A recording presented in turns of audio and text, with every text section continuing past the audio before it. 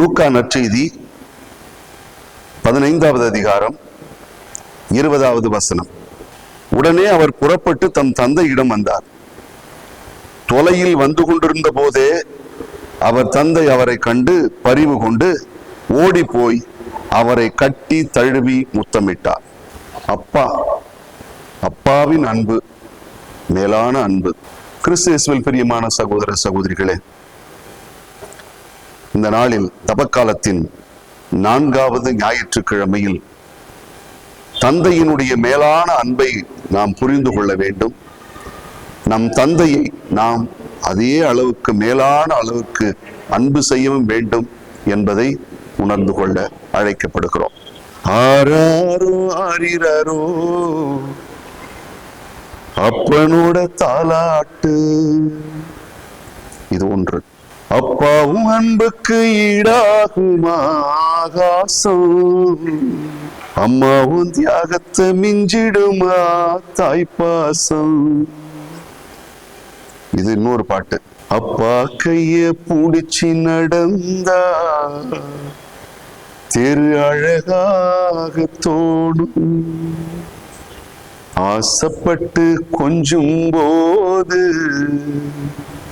மீசமுடி கீழும். இது 3வது பாட்டு. ஒருவேளை உங்களுக்கு வாய்ப்பு இருந்தால் இந்த 3 கிராமிய பாடல்களையும் ஒரு முறை கேட்டு பாருங்கள். உங்கள் அப்பாவின் மீது எவ்வளவு பாசம் வரும் என்பது தெரியும். அன்புக்குரியவர்களே, இன்றைய நற்செய்தியிலே முக்கியமா 3 கதாபாத்திரங்கள் உண்டு. அப்பா, 2 பிள்ளை. இந்த இளைய மகன், அவனை குறித்து நமக்கு நன்றாக தெரியும். மூத்த மகனை குறித்தும் தெரியும். விவிலியத்தில் பிரசங்கத்துல நிறைய பேர் அதை கேட்டிருக்கிறோம். இங்க தந்தையினுடைய அன்பை குறித்து நாம் உங்களோடு பேச ஆசைப்படுகிறேன்.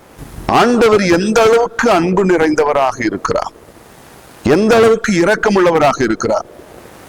விடுதலை பயண புத்தகத்துல நிறைய இடங்களிலே நாம் இந்த பகுதியை பார்க்க முடியும். இன்னும் சொல்ல போனா பழைய ஏற்பாட்டுல பல இடங்களிலே இதை பார்க்க முடிகிறது.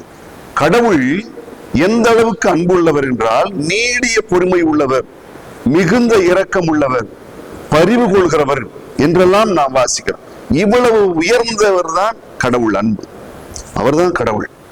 அவருடைய அன்பை எப்படி பிரதிபலிக்கிறது என்றால், இந்த தந்தையினுடைய அன்பில் தான் பிரதிபலிக்கிறது. இந்த ஊதாரி மகன் என்று நாம் சொல்லுகிற ஓமை பேரு அது ஊதாரி மகன். நிறைய பேர் என்ன சொல்றாங்கன்னா, இப்ப புது மொழிபெயர்ப்புல காணாமல் போன மகன் என்கிற பெயர் கொடுத்துட்டாங்க. ஊதாரி மகன் என்கிற பெயருக்கு பதில் ஊதாரி தந்தை என்று சொல்வதுதான் சிறந்தது என்று எத்தனையோ பேர் விளக்கி இருப்பதை நாம் உணர முடியும்.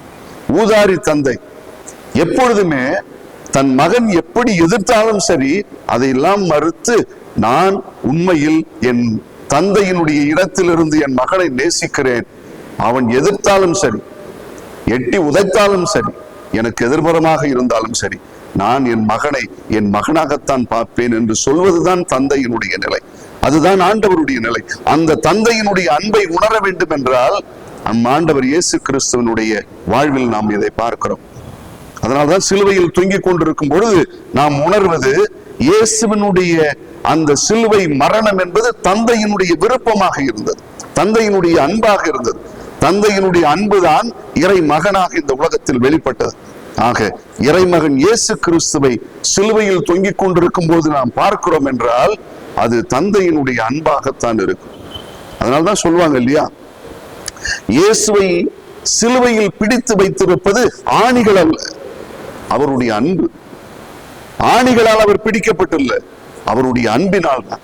நாம் பாவிகளாக இருந்தாலும் அவர் நம் மீது கொண்ட அன்பினால் தான் தன்னுடைய உயிரையும் நமக்காக கொடுத்தார். அவ்வளவு பெரிய உயர்ந்த அன்பு. இந்த உலகத்துல யாராவது ஒருத்தர் சொல்லுங்க, தன் மனுக்குலத்திற்காக தன் உயிரை தியாகம் சிந்திய ஒருத்தர் சொல்லுங்க பாப்போம்.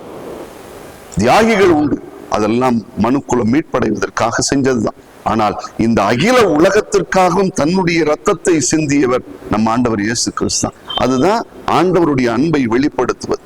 அன்புக்குரியவர்களே, இப்படிப்பட்ட மிக உயர்ந்த அன்பை தந்தை பிரதிபலிக்கிறார். அதுதான் இந்த ஊதாரி தந்தையினுடைய நிலை. இங்க நாம இன்னொரு விஷயத்தையும் தெரிஞ்சுக்கணும். அப்பாங்கிறது யாரு? அம்மாங்கிறது யார்? அம்மா என்ன சொல்லுவாங்க? என் எல்லா வழிகளிலும் கூட இருக்கிறவள் அம்மா. அப்பாங்கிறது யாரு? என் வாழ்வின் வெற்றிக்காக தன்னை இழக்கிறவர் அப்பா அப்படின்னு சொல்லுவாங்க. வாழ்க்கையில ஒரு நிகழ்வு ஒண்ணு படிச்சேன். அதாவது 90 வயசு இருக்கும் ஒரு தாத்தா. அவர் ஒரு பார்க்ல உட்கார்ந்து இருக்கிறாரு. பார்க்ல உட்கார்ந்து இருக்கப்ப என்னமோ நினைச்சிட்டு உட்கார்ந்துருக்காரு, பழைய காலத்து நிகழ்வுலாம் நினைச்சிட்டு உட்கார்ந்து இருக்கிறார். அந்த நேரத்துல என்ன வருது, கடவுள் அவருக்கு தோன்றாராம். தோன்றி கேட்கிறாராம், இன்னைக்கு உங்களுக்கு ஏதாவது ஒண்ணு பழசுல இருந்து உங்களுக்கு ஏதாவது வேணும்னா என்ன கேட்பீங்க? நீங்க என்ன கேட்குறீங்களோ சொல்லுங்க அப்படின்னா, எனக்கு கடந்த காலத்தினுடைய ஒன்று எனக்கு வேண்டும் என்று சொன்னால் எங்க அப்பாவை தான் கேட்பேன் அப்படின்னாராம். ஏன் உங்க அம்மாவை கூட கேட்க மாட்டேங்கிற, அப்பாவை கேட்கிறேங்கிறிய? அதாவது நான் அவருடைய பிள்ளையாக இருக்கும் பொழுது அவருக்கு அவருடைய அன்பை நான் உணரல. அவருடைய அன்பை நான் தந்தையாக இருந்து உணரும் பொழுது அவர் இல்லை. அதனால இன்னைக்கு நான் அதை உணரணும் அப்படின்னு சொல்லி, அப்ப இந்த தாத்தா திருப்பி கேட்டாராம் கடவுள்கிட்ட, கடவுளே நான் உங்கள்கிட்ட ஒரு காரியம் சொல்றேன், நீங்க இன்னொரு கடவுளை உருவாக்குவீங்களா அப்படின்னா முடியாது. எப்படி ஒரு கடவுள் இன்னொரு கடவுளை உருவாக்கிடுவாரு? அப்படி இல்லை. ஆனா என் தந்தை ஒரு நல்ல தந்தையை உருவாக்கி இருக்கிறார், அதுதான் நான். அதனால எனக்கு என் அப்பாவை பார்க்கணுங்கிறது தான் ஆசையா இருக்கும், அதுதான் என்னுடைய விருப்பமாகவும் இருக்கும் அப்படின்னு சொல்லி சொன்னார். அன்புக்குரியவர்களே,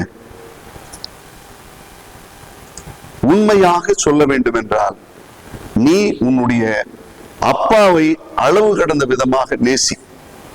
அப்புறமா நீ இந்த உலகத்தில் எப்படி வாழுறன்னு மட்டும் பார். அளவுக்கு அதிகமாக நேசிக்கணும். ஒருத்தர் உரையாடல்ல சொன்னாங்க, ஐயோ எங்க அப்பா ரொம்ப மோசம்.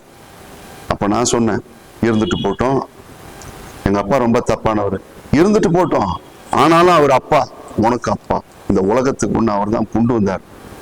அதனால இந்த உலகத்தில் தவறான அப்பா இருக்கணும், கெட்ட அப்பாலாம் கிடையாது, கெட்ட அப்பாவே கிடையாது. ஒருவேளை அவருடைய பழக்க வழக்கத்துல தப்பானவர்களா இருந்திருக்கலாமே வழிய கெட்ட அப்பா கிடையாது, எல்லாம் நல்ல அப்பா தான். அதனால தன் தந்தையை நீ மதிக்கணும். இந்த உலகத்துல யாரையாவது நீ மதிக்கணும்னு நினைக்கிறியா? யார் சொல்றதாவது கேட்கணும்னு நினைக்கிறியா? யாருக்காவது பணிஞ்சு இருக்கணும்னு நினைக்கிறியா? அது முதல்ல உங்க அப்பாவா இருக்கட்டும். அப்படின்னா இந்த உலகத்தில் நீயே சிறந்தவனாக இருப்பாய். மரித்த முத்துக்குமார் பாடலாசிரியர் மிக அற்புதமான ஒரு காட்சியை சொல்லுவார். அந்த ஒரு விஷயத்த சொல்லுவாரு, அதை வேறொரு வார்த்தையில சொல்றேன். அவர் என்ன சொல்லி எழுதுகிறார்னா, தன் மகனை கையில பிடிச்சுக்கிட்டு கோயிலுக்கு போவாராம். கோயிலுக்கு போறப்ப மகன் குள்ளமா இருப்பான், மக்கள் எல்லாம் சுத்தி நிற்பாங்க. அப்ப மகன் சொன்னானா, அப்பா சாமியை பார்க்க முடியல அப்படிமா. அப்ப அவர் என்ன செய்வாரு, மகனை தூக்கி தோல்ல வச்சுக்கிட்டு இப்ப பாடுறா தெரியுதான்னு அப்படின்னு. அப்பதான் இந்த காட்சியை இந்த காட்சியை கொடுத்துட்டு அவர் சொல்லி கீழே சொல்ற வரி இப்படிதான் இருக்குமா, அதாவது நான் சாமி மேல ஏறிக்கிட்டு சாமியை பார்த்தேன் அப்படிம்பாங்க. அன்புக்குரியவர்களே, உன் அப்பாவை நேசி, அதை விட மேலானது ஒன்றுமில்லை. இன்னொருத்தர் ரொம்ப கடுமையா சொன்னாரு, அப்பா சம்பாதியத்துல அதுல இருந்து மட்டும் நீ வெளியில வா மவன, அப்பதான் உனக்கு வாழ்க்கைனா என்னன்னு புரியும்.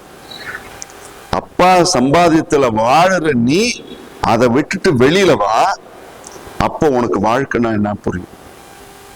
கடவுள் எவ்வளவு அன்பானவர் என்பதை அப்பாவின் ரூபத்தில் நாம் பார்த்து கொண்டிருக்கிறோம். அதனால இன்னைக்கு நமக்கு ஒரு வாழும் தெய்வமாக நம்ம அப்பா இருக்கிறாரு, அதை உறிஞ்சுக்குவோம். அப்பாதான் அப்பாவின் அன்பை நமக்கு வெளிப்படுத்துவார்.